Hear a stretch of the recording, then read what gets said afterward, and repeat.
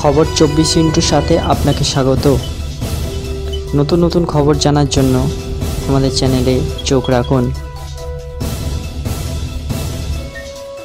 8ই জানুয়ারি থেকে শুরু হয়ে যাচ্ছে গঙ্গাসাগর মেলা, চলবে 17ই জানুয়ারি পর্যন্ত। তার আগেই জেলায় একাধিক প্রকল্পের উদ্বোধন করলেন মুখ্যমন্ত্রী মমতা বন্দ্যোপাধ্যায়। অঙ্কটা প্রায় 153 কোটি টাকা, যার দ্বারা 19 লক্ষ মানুষ উপকৃত হবে বলে প্রশাসনের তরফে দাবি করা হচ্ছে। মেলা নিয়ে আর কি বললেন মমতা?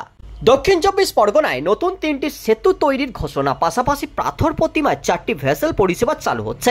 এদিন সে কথাও ঘোষণা করেন মুখ্যমন্ত্রী। মেলার জন্য মুড়িগঙ্গার ড্রেজিং বাড়ানো হচ্ছে গভীরতা, পুণ্যার্থীদের জন্য থাকছে পরিবেশ বান্ধব ব্যাগ, বার্জ ভেসেল লঞ্চে থাকছে জিপিএস ট্র্যাকিংও। এবারের গঙ্গাসাগর মেলায় যে প্লাস্টিক ফ্রি করাই লক্ষ্য জানিয়ে দিলেন মুখ্যমন্ত্রী। সঙ্গে এও বললেন, মেলা নিয়ে যাতে কোনো নেগেটিভ অ্যাক্টিভিটি না তৈরি হয় তার জন্য আমাদের সকলকেই নজর রাখতে হবে।